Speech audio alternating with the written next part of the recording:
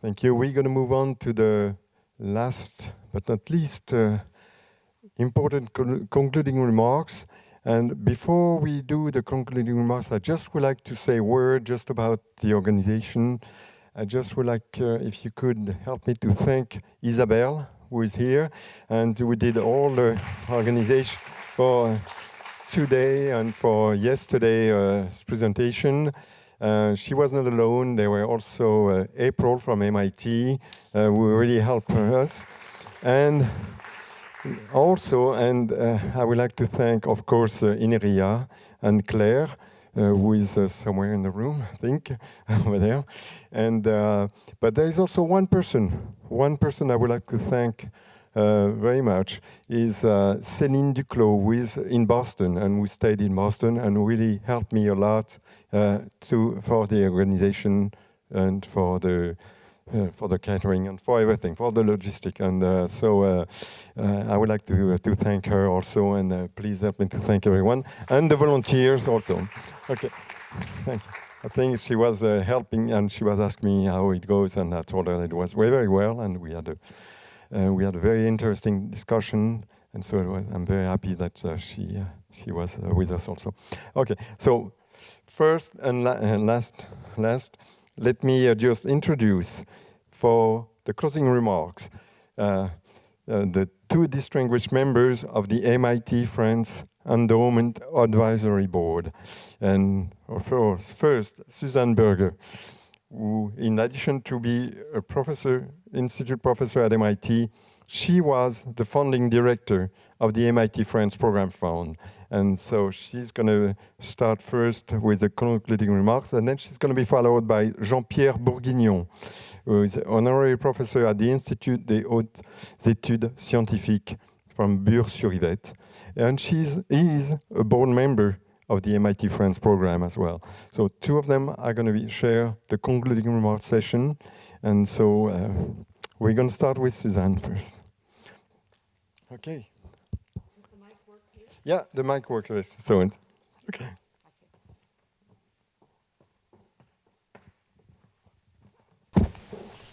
Well, these 2 days have really been great discussions, both in the room and in the halls and in the cafeteria.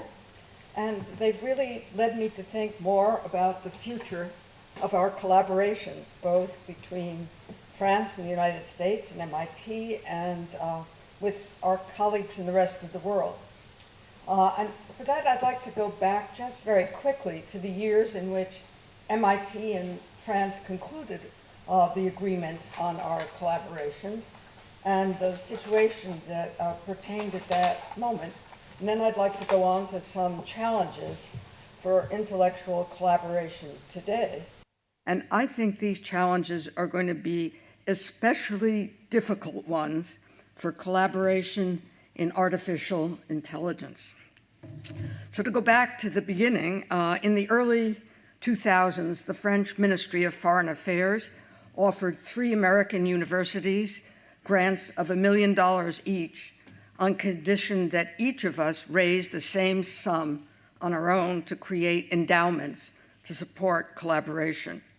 At MIT, at that point, there was a small new program for internships in France for students to spend time in labs and companies in their own professional fields.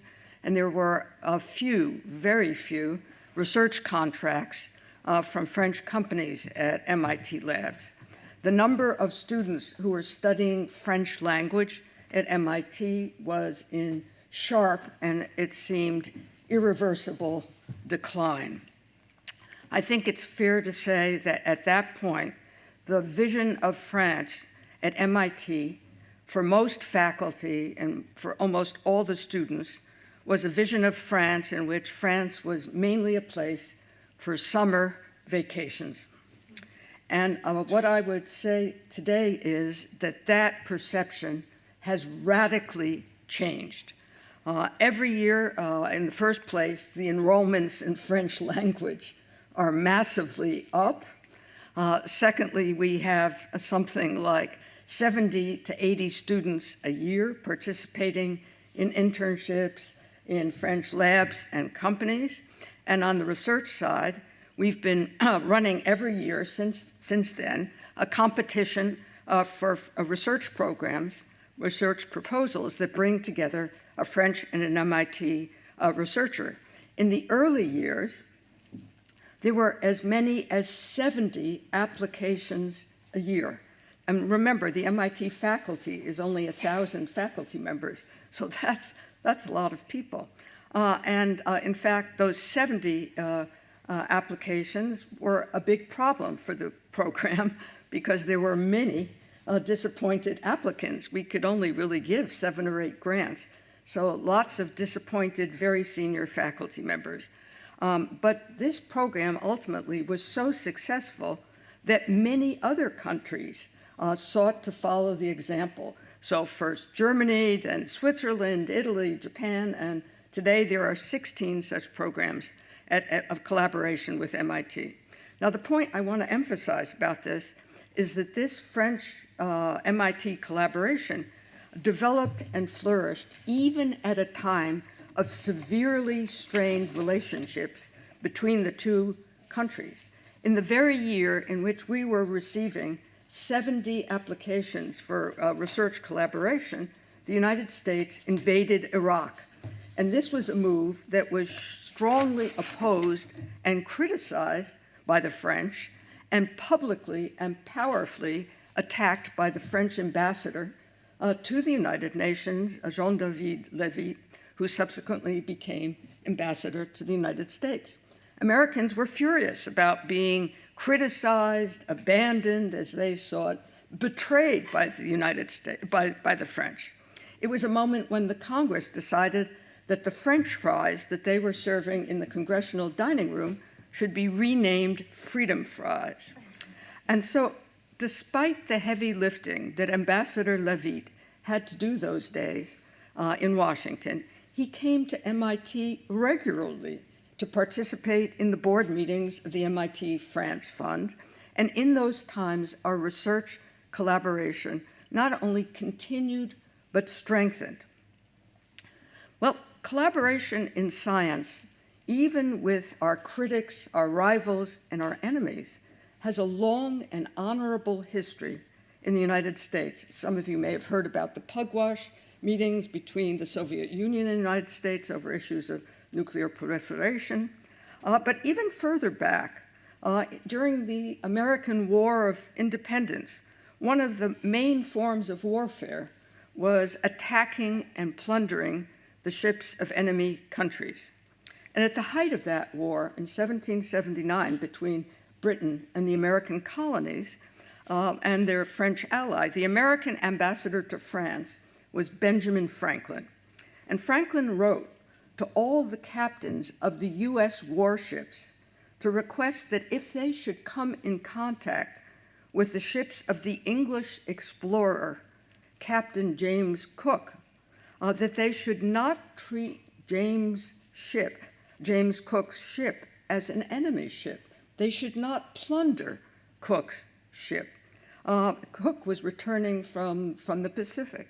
Franklin wrote, "Cook's undertaking is," and here quoting, "truly laudable in itself, for it increases geographical knowledge and facilitates the communication between distant nations in the exchange of useful products and manufacturers and the extension of the arts, and thereby the common enjoyments of human life are multiplied and augmented, and science of other kinds increased to the benefit of mankind in general."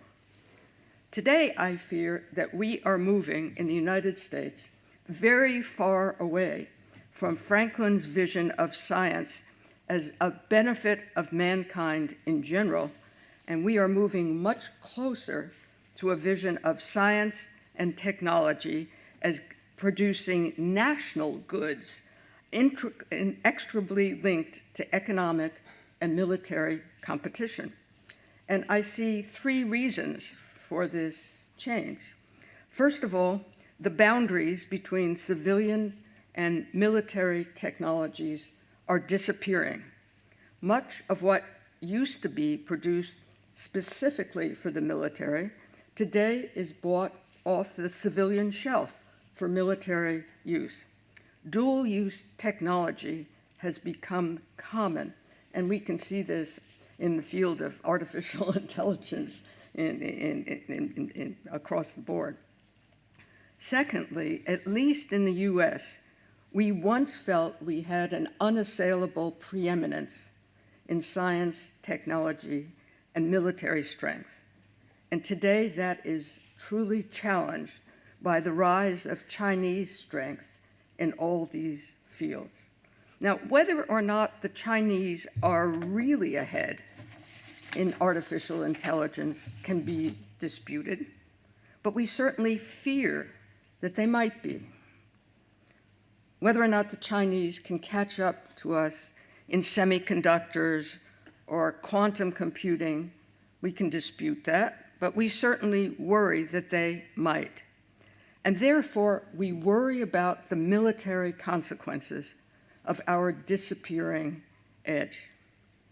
And third and last, I think that international science, research, and education are seriously in danger because of the rise of nationalism and the decline of globalization. Globalization over the past 4 decades was a world order in which we believed that there was a win-win gain, that millions of Chinese could rise out of destitution and poverty, while millions of Westerners could buy cheaper goods. Now, true, there might be some losers, but the thought was that we could compensate the losers and reintegrate them into better paying jobs. Now, of course, we never did do that. And the result today is that we face strong populist, anti-science, anti-elite politics with devastating consequences, at least in the United States, and I think perhaps here in France as well. So these 3 shifts, the blurring of the line between civilian and military science and technology, the disappearance of the US belief in its supremacy in science, technology, and third, the rise of nationalism has led to major attacks on international science collaboration and international education. And in American research universities, we experience this in the form of strong pressure from Washington to limit our contacts with China and other countries that Congress considers dangers to our national security. And now I'm talking as a member of the MIT faculty. I think that as citizens, we're bound to consider whether our activities as scientists might put our country at greater security risk. We're bound to care about whether collaborating in research with Chinese companies on facial recognition might contribute to the violation of human rights of Uyghurs in Xinjiang.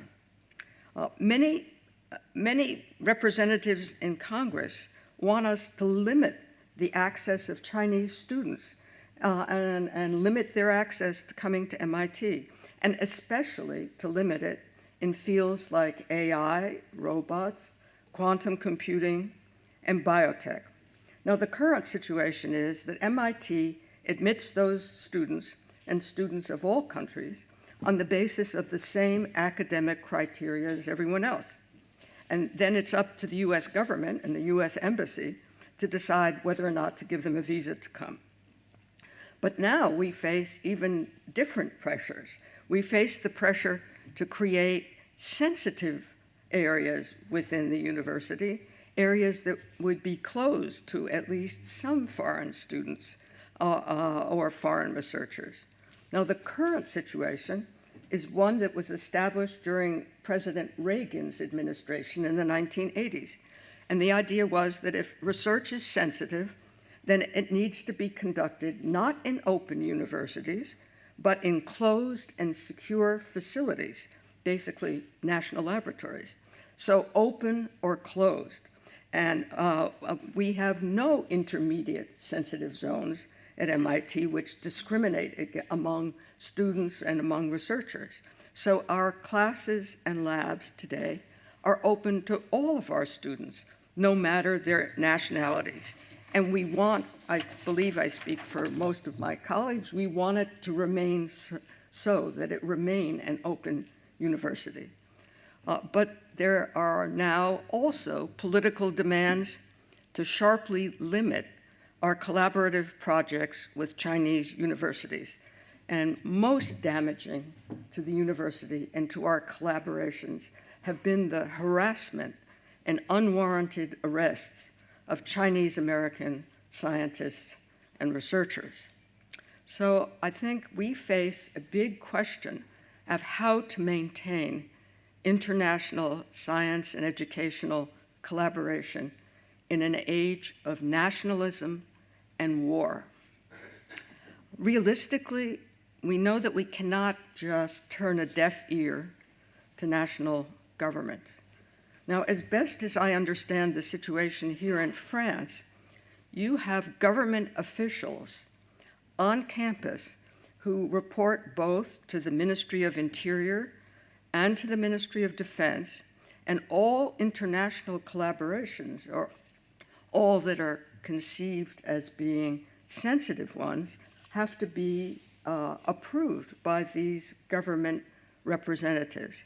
This is a very different situation than the one that prevails in American universities. In American universities, the faculty is in control of governance, and of access to the universities. And the thought that there would be government representatives on campus, I think, would be strongly opposed at most universities. So we, as faculty at MIT, have been devoting serious attention to how to reconcile the demands from our government to prioritize national security above all with our own experience that suggests that it's international collaboration that really produces the highest benefits for our country and our people everywhere, that it's international collaboration and access to students from all over the world that produces the highest benefits for our own country and for people everywhere. And I think, and here my own opinion, that if there's one point above all that we wish to protect against all pressure, it would be our right to admit the best and most promising students from all countries, to admit to our campus the best and most promising researchers to an open university. Now, that's been a pretty easy case to make in the past, and to some extent still today, because so many of those students have chose to stay in the United States and work and teach here, and therefore to contribute to the country. In recent years, there were still 85% of all students from China who received PhDs in science and technology fields who remained in the US and remained for at least 10 years. Now, that situation is now changing rapidly. More Chinese students will return home, where they have jobs with good pay and universities with strong research potential. Anti-Asian sentiment in the United States is certainly not conducive to people wishing to remain in the United States. And given the political situation, it may be the case that fewer of the top students in the world may wish to come to the United States. I mean, I think that French students, for example, coming to the United States in the years of the Trump administration must have had to really seriously consider whether this was going to be a good choice.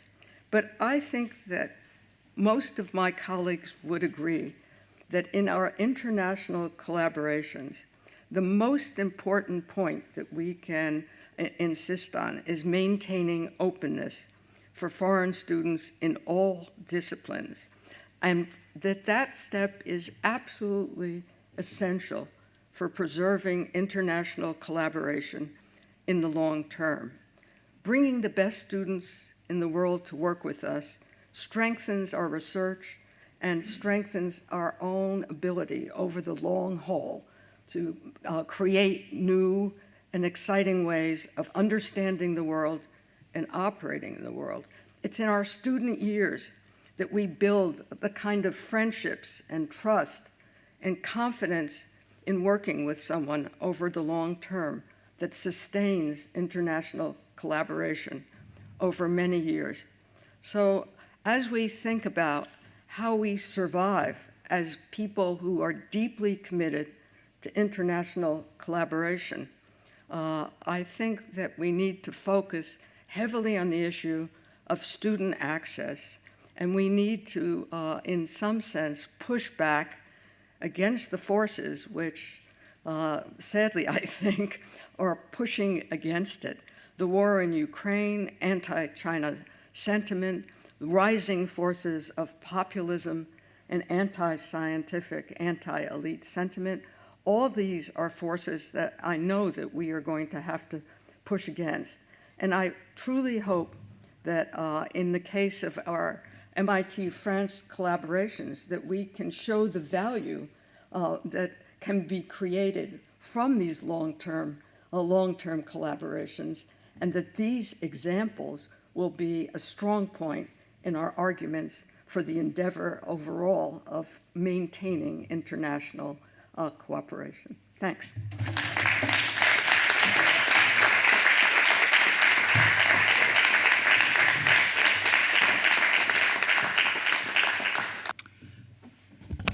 So thank you very much for giving me the opportunity to speak tonight, and many thanks to Suzanne for wonderful perspective. You will see that some of the points I want to make are very similar to yours.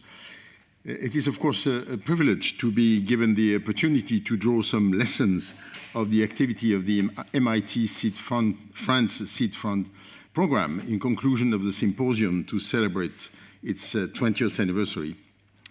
It will also allow me to make some suggestions for its future development, since it has now reached 20 years of age, time to develop an adult life and choose for its future. I should certainly start with some words on the symposium that took place the last 2 days and that many of you attended. I must say that for myself, I did it with great interest. We could hear very interesting talks on several aspects of artificial intelligence by MIT experts and French scientists having different backgrounds. You could also witness that altogether they have different styles. An important element that makes our world interesting are international cooperation so critical. The lectures were centered on the many facets of the challenging topic AI is. This for sure provided food for thought on the main issues of future developments of AI and how it will, because it will, change our lives.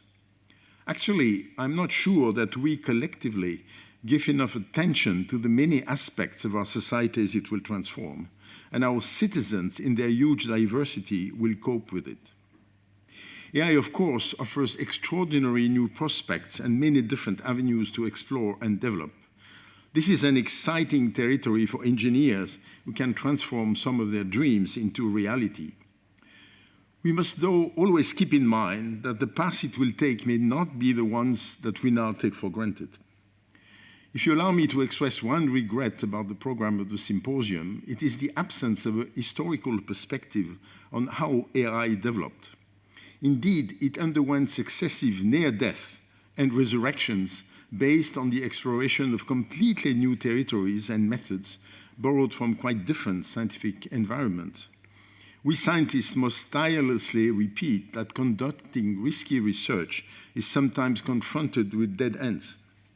This doesn't mean at all that the topic research should be abandoned. It just reminds us that looking into other approaches is permanently required. Radically new ideas need to be tried all the time. For this to happen successfully, it is of paramount importance that new tools, intellectual and/or technological, be developed. The overwhelming role now played by data in the development of AI is the result of the fantastic increase in the computing power available at an accessible price, but also of the access to adequate sources of data, to channels of communication to transmit it, but also to storage capacity. For a domain such as AI, having such an extremely broad impact, one of the issues is to find mechanisms that allow to transfer lessons learned in one area to other ones in very different environments when the people developing AI come with backgrounds with little overlap. This challenge will grow in the future, with AI implied in even more heterogeneous domains.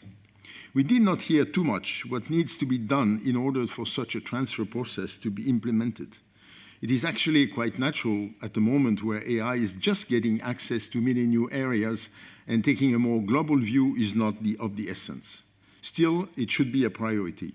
Several speakers have indeed mentioned the need for more interdisciplinary approaches and have raised the question of how training could facilitate this interdisciplinarity for the next generation. To me, this should indeed be a priority, still keeping a disciplinary identity for students. A final point concerning the symposium, the personal lesson I learned from the lectures is that there are indeed at MIT and in different scientific institutions in France, people playing a significant role in the development of AI at the highest level. It should indeed be worthwhile to make cooperation between these actors develop more easily, since it seems that a structural cooperation has not yet happened. Let me now turn to some kind of overview of what has been achieved by the MIT France Seed Fund program from a French perspective. You just heard Suzanne Berger, who played such a critical role in establishing MISTI, and in it, the MIT France Seed Fund, as we heard from President Raif yesterday, present some of the MIT view. I'm very grateful to present and past members of the scientific services of the Embassy in France, but also to the French ambassadors based in Washington and Boston for providing me with very useful data and views. This was actually for me a pleasant opportunity to recall good memories of joint actions and discussions, but also to regret the untimely passing away of two of the scientific counselors in Washington, Michel Israel and Yves Fresneau, both of them personal friends. Michel is the one who convinced me to join the MIT France Fund in 2008. The MIT France Seed Fund is one of the first bilateral funds that have been put in place by the French government at the turn of the century to stimulate the collaboration between the French scientific community at large and some of the best US learning and research institutions. There are now 6 of them. Besides MIT, the partners are Austin, Berkeley, Chicago, Columbia, Stanford. As one might expect, each fund developed an identity of its own due to the different governances of the US institutions involved, and also to the personalities who engage themselves in the supervision of these projects. One can note, though, that the resources that they put at the disposal of these cooperative actions are all of a similar moderate size. The level of the resources more or less push them to concentrate their activity on supporting a research project at a formative stage. The French ministries involved in the funding and supervision of these funds conducted a study covering the last 10 years. It measured the impact of the evolution of co-publications between French scientists and their American partners after having received some support from a fund. This impact has been found to be really significant. In the case of the MIT France Fund, in the period 2008-2018, 75 projects have been funded with an average selection rate of 37%, away from the first years where it was dramatic. This is in line with what the other funds do, except the Berkeley Fund, to which many more applications are submitted every year, even recently. The projects funded show an interesting diversity of domains and topics. A number of new collaborations have been started thanks to the support of the funds. Actually, more than half of the project, precisely 58%, were of this type. In the case of the MIT France Fund, it is worth mentioning that almost half of beneficiaries of the funds are below 40 years of age. However, one might regret that it had a lowest participation of women, about 18%. It also has better than average common scientific production, even if more than half of projects funded didn't lead to any publication. The projects supported by the France MIT Fund tend to lead to persistent collaborations, even if a significant percentage of beneficiaries find the support too short. Researchers who replied to the survey, 33 out of 75, are satisfied with the program, in particular because of the simplicity of the process to submit a project. To be also noted is the implication in them of young researchers at master, PhD, postdoctoral levels in the collaborative projects. Mobilities across the Atlantic is not exactly balanced. There are 37% outgoing mobilities originated from France and 49 incoming mobilities to France. Another point to underline on the French side is the unbalanced distribution of projects across the territory. One area of potential concern is the decrease in the number of MIT France seed fund applications received since 2014. It was time for me, for all of us, to look to the future and to see how an MIT seed fund in its adult phase could develop further. I feel obliged, as actually Suzanne did, to start with some general considerations on international scientific collaboration, as I'm afraid the recent geopolitical evolution has put it at risk. Science is a common human good, and I'm concerned about the current tendency to narrowly define international cooperation in science. One cannot confuse scientific cooperation with economic or even military cooperation. Scientific cooperation is perfectly compatible with competition, as researchers experience it in laboratories and also in the context of the MIT France Fund project. I'm aware that the geopolitical situation demands a more sustained attention to be given to issues of security and sovereignty. Still, scientists must keep control of the relationships they want to establish with their colleagues at international level. Because a world that has kept a certain openness is essential for quality science to develop. This requires keeping scientific exchanges intact, something that, of course, requires sharing some key values at the heart of scientific research: fairness, critical thinking, openness, and reciprocity. This is one more reason to develop further tools such as the funds that France has established with US institutions. The lectures given during this symposium show the extraordinary new developments that have been happening in the domain of AI in the last 20 years. There are other domains that underwent similar game changers. In a number of them, in the same period, France has really moved forward in a very significant way. With the European view my position in the European Research Council gave me, I could also witness that the obsessively pessimistic view French people develop on their own situation make them often not aware of the real level they have reached globally. This has the obvious consequence to generate a quite systematic underestimation of what French researchers achieve. In my opinion, to develop further, the MIT France Seed Fund has certainly to take measures to address some of the issues that data collected on its past functioning detected. Encouraging more women scientists to submit projects, engaging new partners on the French side in cooperative projects, ensuring that a larger portion of initiated collaborations do become sustainable. This can be done successfully only if a more balanced functioning in the decision processes can be put in place. Indeed, more value has to be given to efforts to broaden its scope on the French side. This may require obtaining access to new resources and encourage both sides to contribute further in view of the success stories the MIT France Fund generated and the need to establish a more shared view about the future. Members of the board of the MIT France Fund know that in our discussions I always defended the view the program should plant seeds, as its name says, and in this context do not hesitate to take risks and initiate new relations with the uncertainties that go with exploration. Investors know that it is only by having a broad fund of investments that one can create the future. It is normal that some dreams will not come true, but the ones that will be met with success do it often even much beyond the initial hope. Having spaces such as the MIT France Fund program that are not bound by political priorities, but drawn by scientists' curiosity and willingness to cope with the unknown, is critical for our future, and specifically to the relations between the United States and France. Let us be daring and go for an ambitious development of the MIT France Fund. Thank you.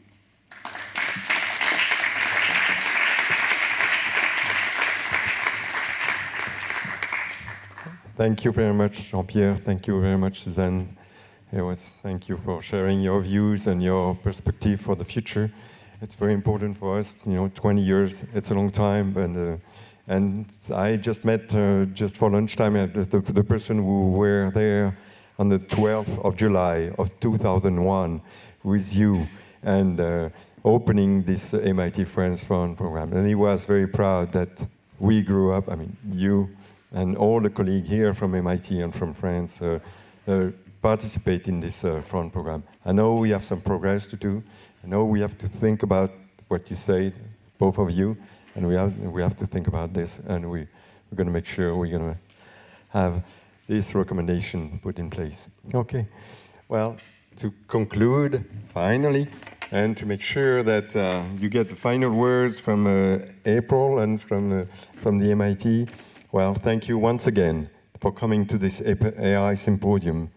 If you are interested in connecting with MIT, either for a research project or to host an MIT student here in Paris, we encourage you to reach out at the address you see on the screen. Oh, it's not there. So I missed that. Well, I would like to thank the audience. Thank you very much. Thanks the speakers of today's, and thanks the chairs also. And I wish you a very nice evening and a very nice stay in Paris for the people who are in Paris for the day or tomorrow or even the weekend. Okay, thank you and have a great day. You're going to have the address, Chris. Yeah.